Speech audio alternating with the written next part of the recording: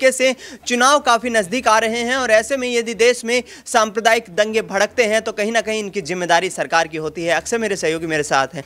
अक्षय, जो कार्यवाही प्रशासन की तरफ से की गई है और उसके बाद जो एक्शन का रिएक्शन हुआ है उसमें कैसे देखते हैं आप? क्या लोगों की गलती है यहाँ पर अतिक्रमण करने वालों की, या फिर प्रशासन को कुछ वक्त का इंतजार करना चाहिए था? चुनावी जो माहौल है उसको, चुनाव को संपन्न होने के बाद ये कार्रवाई करनी चाहिए थी। देखिए दिनेश, इससे पहली जो कार्रवाई मुझे इस मामले में याद आती है वो जनवरी 2023 में याद आती है। जनवरी 2023 में भी बुलडोज़र वनभूलपुरा में पहुंचे थे। उस वक्त भी कार्रवाई के लिए यहाँ पर बुलडोज़र आगे किए गए थे। अवैध अतिक्रमण का मामला है, लंबे समय से ये खिंचता चला आ रहा है। कोर्ट में मामला है, हाई कोर्ट से मामला शुरू हुआ, सुप्रीम कोर्ट में अभी भी सुनवाई जारी है। यहाँ तक कि आज जिस तरीके से 9 फरवरी और शुक्रवार का दिन है, अगली सुनवाई यहाँ 14 फरवरी को फिर सर्वोच्च न्यायालय में इस मामले को लेकर के होनी है। लेकिन हाई कोर्ट आदेश पारित कर चुका था और आदेश हाई कोर्ट के पारित किए हुए 1 साल से भी ऊपर का वक्त हो गया कि हाँ वाकई में अवैध अतिक्रमण किया गया है और इसको हटाया जाए। लेकिन अक्षय अवैध अतिक्रमण हाईकोर्ट का जो आदेश आया है उसको 1 साल हो गया है, लेकिन यहाँ पर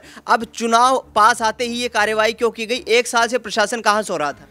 दिनेश, प्रशासन ने अपने जो अधिकारी हैं अतिक्रमण हटाने के लिए वो 1 साल पहले भी भेजे थे। जनवरी का मामला आप गौर करेंगे तो पाएंगे कि जनवरी 2023 में भी ये मामला सामने आया था और जिस तरीके से अब सामने आया, उस दौरान भी हल्द्वानी में उस समय यहाँ पर प्रदर्शन हुए थे, विरोध प्रदर्शन हुए, तो लोग सड़कों पर उतर आए थे। सड़कों पर उतर के यहाँ प्रशासन के इस अगले जो एक कदम उठाया जा रहा था अतिक्रमण को लेकर के, उस पर सवाल खड़े हुए तो उस वक्त भी। लेकिन प्रशासन ने जब उस दौरान यहाँ पर अतिक्रमण हटाने के लिए कदम बढ़ाए थे, वो कदम भी पीछे हटे थे और जब अब बढ़ाए गए ये जो समय है, यहां पे जाके सवाल उठते हैं कि चुनाव नजदीक आ रहे हैं। लेकिन यहां पर फिर वही बात आती है कि अतिक्रमण के लिए जो कदम प्रशासन ने बढ़ाए हैं अतिक्रमण हटाने के लिए, वो 1 साल पहले भी बढ़ाए गए थे। वो भी लेकिन सुनवाई के दौरान जब मामला यहां पर कोर्ट में था, उस दौरान सुप्रीम कोर्ट ने रोक लगाई थी कि अभी आप थोड़ा वक्त दीजिए। अब वो थोड़ा वक्त 1 साल का पूरा यहां पर घूम चुका है। अब जाकर के फिर मामला सुप्रीम कोर्ट में लगातार जारी है। अब देखते हैं कि क्या कुछ होता है।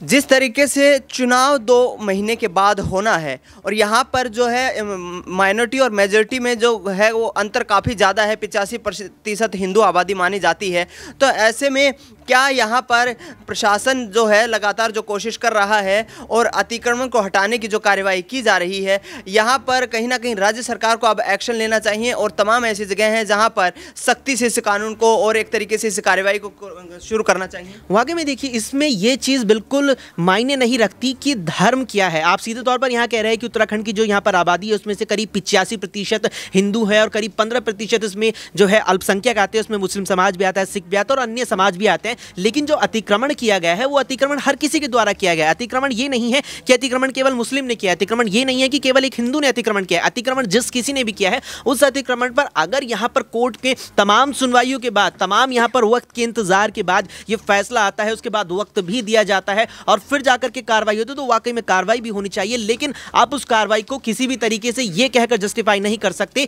कि यहां पर वक्त दिया जाना चाहिए। वक्त को भी 1 साल से ऊपर का वक्त हो चुका है और समय यहां तमाम दर्शक मौजूद है, तो आप ये दृश्य जरूर देखना चाहेंगे। देखिए, ये वनभूलपुरा का ही वो दृश्य है जब यहां पर हिंसा हुई। आप ये देखिए कि जिन लोगों ने यहां पर अतिक्रमण किया हुआ है, क्या अतिक्रमण करने वाले लोग, क्या मासूम लोग, क्या मायूस लोग यहां पर इस तरह की दृश्य आपको दिखा सकते हैं।